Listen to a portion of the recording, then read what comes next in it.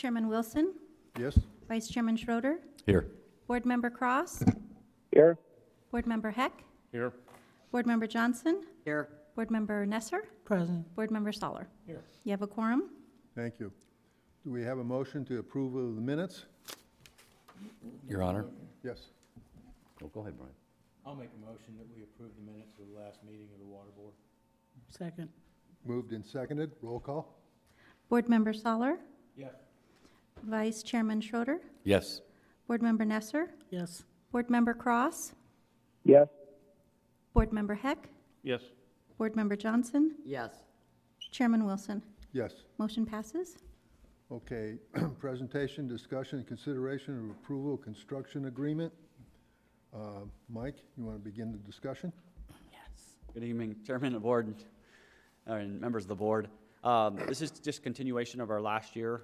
We budgeted to purchase roughly about a mile of 16-inch pipe for this bidirectional line, and then we're continuing this installation now of the pipe from our Superstition Area Water Plant to the sewer district, initially to possibly pump CAP water down to there for recharge, and then eventually, if we run out of CAP water, turning that pipeline around and using effluent as direct potable reuse in advanced filter or advanced purification facility. So this is a project we've been continuing to work on for the last couple of years, and this would finish it and tie us to the sewer district as part of it.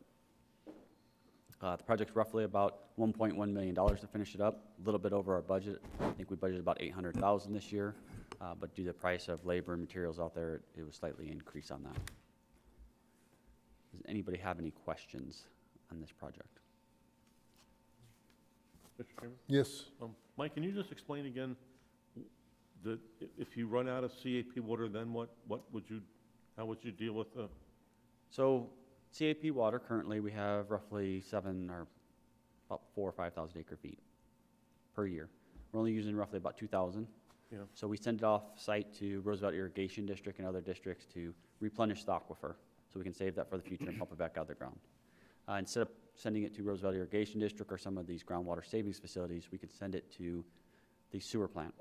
And they have a groundwater storage facility at that location where we could store that water. As those demands pick up at our treatment plant and we need that water, it would slowly transition from CAP water.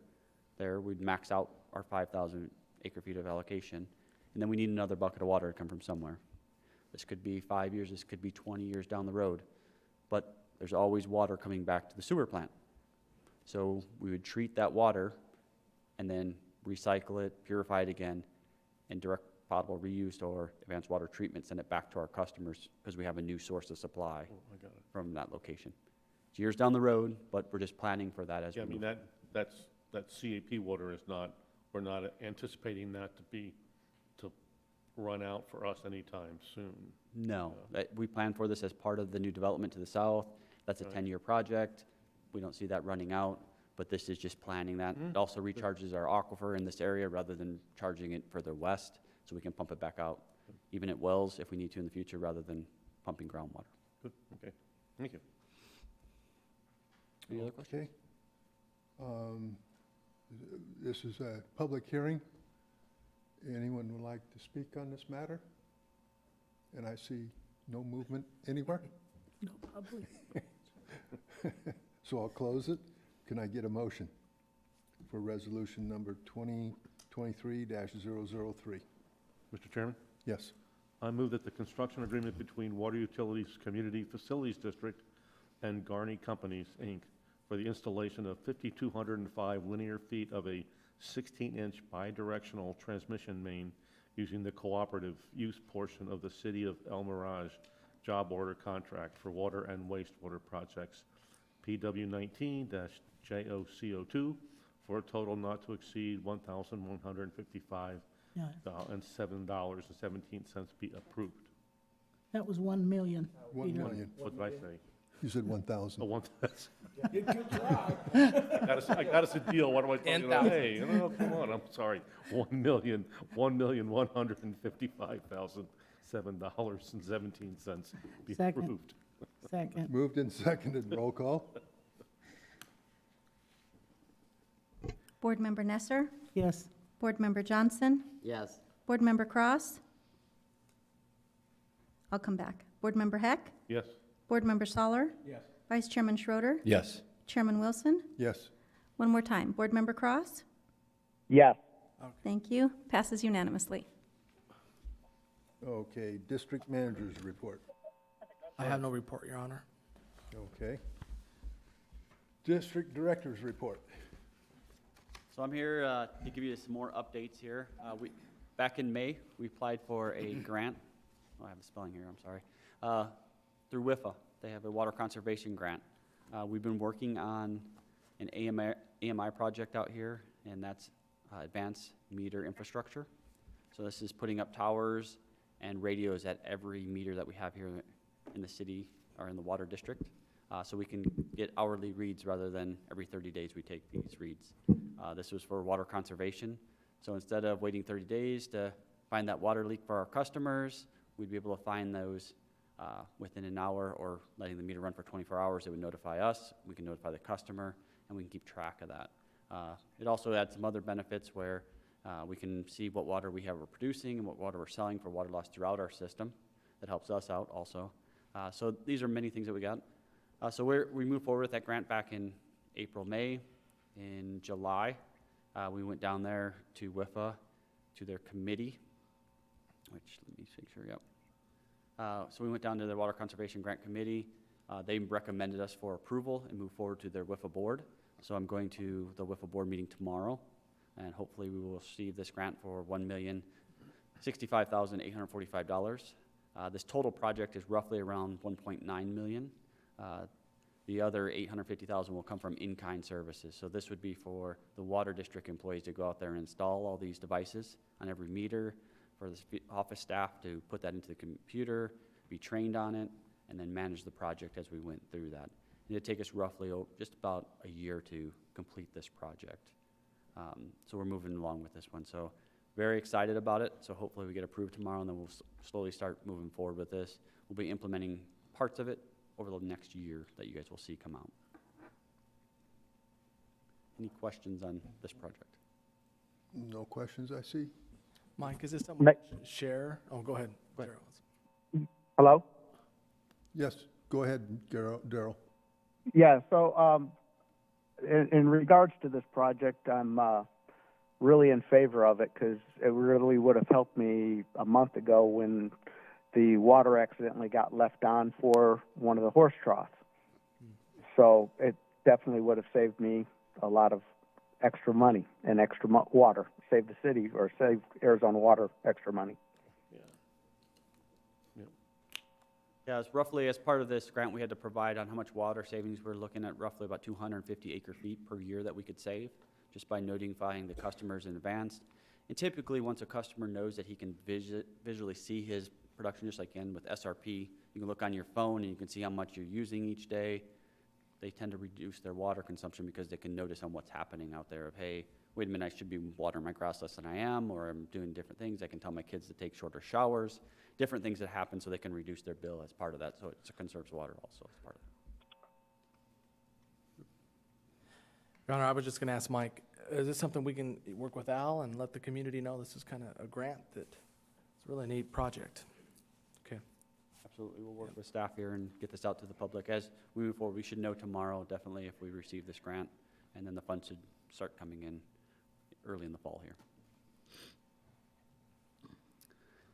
Our next one is a big undertaking that we've had done for the last year and a half. Casey's here with us, utility billing supervisor that has been working through this and lived it every day here in the last month, but we've been working on it for about a year and a half. We actually went live on August 1st this year, and we've been trying to communicate with our customers. Most are appreciative of what we're doing out there. We still have those that do not like change, so we're working through that process with them. Hopefully we can train them up on how to use the new system. It is a new web page also as part of that. But some of our, what we've done just to get it out to the public so they were aware it was coming in April, we sent out a nice postcard to all of our customers so they were aware it was coming in the near future, just kind of explaining they'll have new account numbers, different things that are going to be happening. Then in June, we sent out a new letter, again, another postcard, stating the same thing, just a new bill due date, You'll have a new account number, the online portal's gonna change, where we mail payments through from, if you have a bank account, you put it in there, and you put a PO box in, it goes called a lockbox, which they process our payments and then send those to us. So this is all changing as part of this new utility billing software that we received. We also sent out a flyer at the end of July here, showing, hey, there's changes, here's your new bill, here's where you can find your name, your account number, your customer ID. We just want to get customers familiar with their bill as this went out so that we didn't have too many questions. Fast forward again, we just started billing with this new bill here, first week in August. Again, we have still a lot of questions coming in at this point in time. One of the biggest things is all the account numbers have changed for every customer, roughly around 5,000 accounts. So everybody wants to know their new account number and their customer ID number now.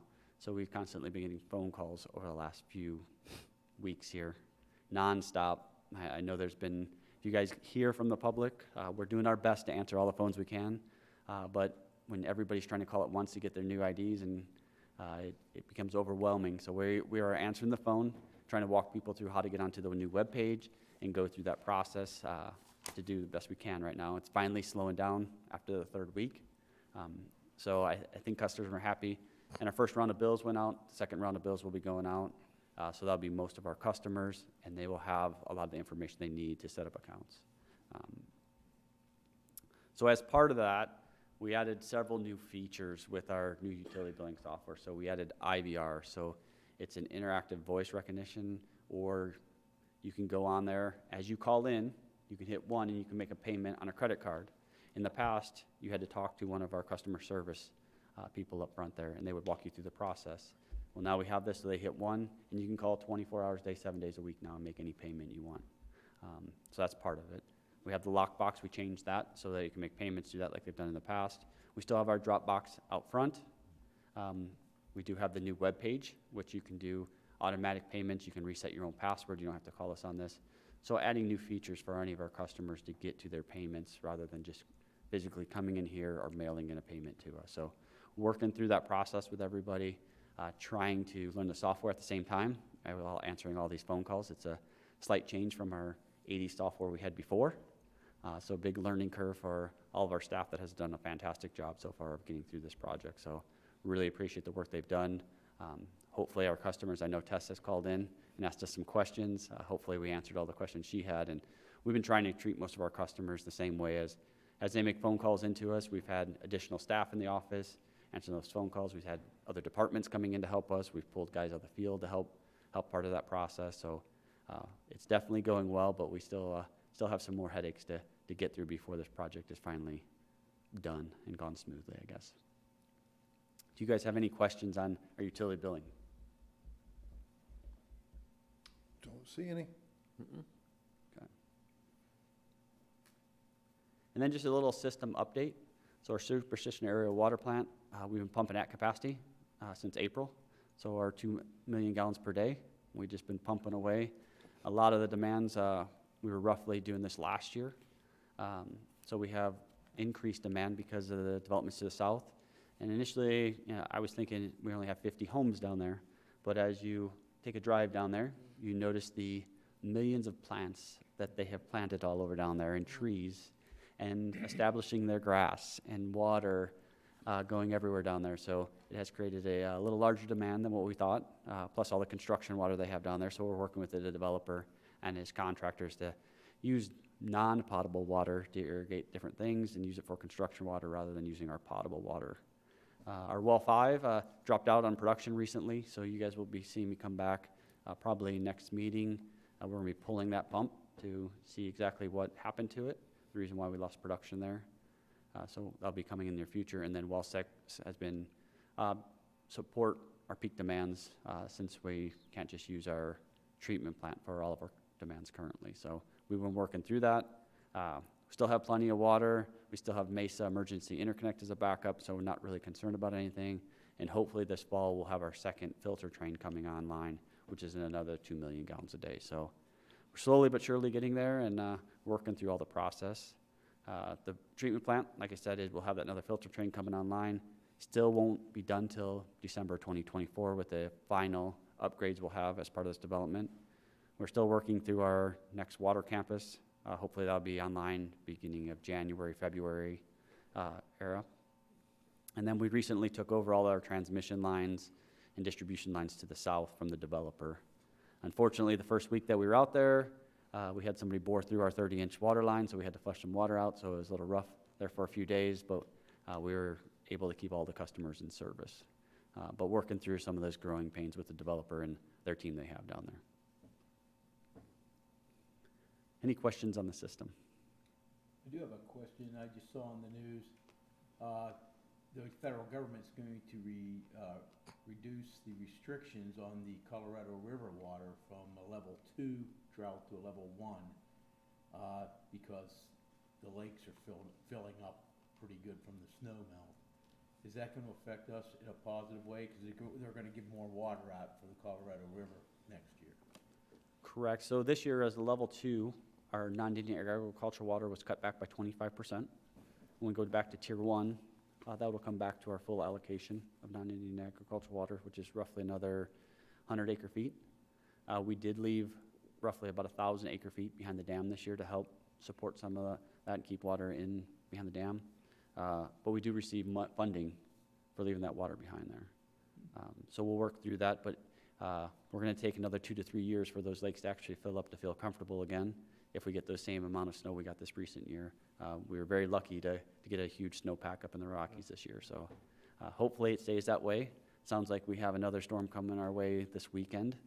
Hopefully that replenishes even some of the area here. Salt River Project's full this last year. We're obviously flowing water down the river, so that's another benefit that a lot of people have been using that water instead of their CAP water. So working through that process with them. Okay. Anything else? That's all I have for today. Thank you. Oh, can we show the video? Yeah, so before, as you're getting that set up, we have had many questions from the community about how does it all work? And Water. this will be a We all great drink video to it show in city council meeting as well later tonight when we have more folks here so they can kind of see and be able to promote this information out there. I don't know how else, this is as best of a way to learn about water in 4 minutes. It takes 4 minutes though, it takes some time. But we wanted to show the water board here and then we'll show the city, show you all again in the city council meeting, but for the public, so. So this is all part of our One Water, Our Water campaign with the city and Arizona Water Company. We created this, kind of where does your water come from here in Apache Junction? Water. We all drink it every day. It waters our plants and fuels our daily activities. Have you ever wondered about the journey water takes in Apache Junction? Join us as we explore the remarkable water journey from the source to the tap. The community of Apache Junction receives potable or drinking water from 2 utility companies, the Apache Junction Water District and Arizona Water Company. This is unique to the community of Apache Junction. Let's begin our journey by discussing the potable water for Apache Junction Water District customers. The Apache Junction Water District is a community facilities district managed by a board made up of members of the Apache Junction City Council. 95% of the water for Apache Junction Water District customers is Colorado River water that comes from the Central Arizona Project. The Superstition Area Water Plant, located adjacent to the Central Arizona Project, is where Colorado River water is treated before being delivered to customers. Through a direct filtration process, water is purified to meet the necessary standards for safe consumption. In the event of any maintenance requirements or exceptional circumstances, Apache Junction Water District also utilizes groundwater as an additional source of water. This groundwater is pumped from nearby wells and undergoes a coagulation and filtration purification process. Once purified, water flows to 2 ground storage tanks and booster sites with a combined capacity of 4 million gallons. Water is then distributed to Apache Junction Water District residential and business customers around Apache Junction. The Apache Junction Water District water system is designed to meet the community's demands, providing a reliable supply of water year-round. There is additional capacity at the Superstition Area Water Plant to expand to meet the demands of our growing community. Now, let's explore the water journey for Arizona Water Company customers. Arizona Water Company is a privately owned water utility that has been serving water to the city of Apache Junction and some surrounding unincorporated areas since 1955. The water for Arizona Water Company comes from two sources: groundwater pumped from wells located south of Apache Junction, and Colorado River water delivered by the Central Arizona Project. Groundwater is pumped from Arizona Water Company wells that have a production capacity that can reach an impressive 16 million gallons of water per day if needed. This is sufficient to meet demands during the highest water use months of the year. Arizona Water Company also uses its wells to recover Central Arizona Project water stored at nearby groundwater savings facilities and recharge projects. Before it reaches the consumers, the water undergoes a crucial treatment process. It is first directed to the Baseline and Oasis arsenic removal facilities. Here, the water is treated to remove arsenic through a coagulation and filtration process, ensuring it meets drinking water standards set by the Environmental Protection Agency. Once the arsenic is removed, the water is stored on site. Both the Oasis and Baseline facilities have dedicated storage tanks with a combined capacity of approximately 2 million gallons. From there, the water enters the distribution system, which includes an extensive network of storage tanks strategically placed throughout the Apache Junction area. Storage tanks play a crucial role in maintaining a robust water supply that meets peak demand and provides adequate fire flow for emergencies. Whether you are a customer of Apache Junction Water District or Arizona Water Company, water utility employees work tirelessly to ensure that systems operate smoothly to deliver water to homes, businesses, and recreational areas in the city of Apache Junction. Their commitment ensures a reliable supply of water 7 days a week, 365 days a year. This has been the remarkable water journey, a network of wells, storage tanks, and interconnected systems that pump, treat, and deliver water from the Colorado River and local aquifers to the taps of Apache Junction.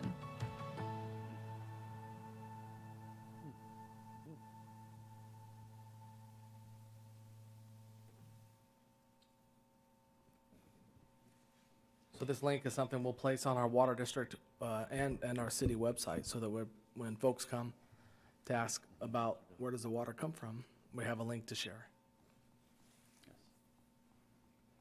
All right. Okay. No questions? Thank you. And District Treasurer's report. Okay. Since there's nothing else, I will adjourn this meeting. Thank you.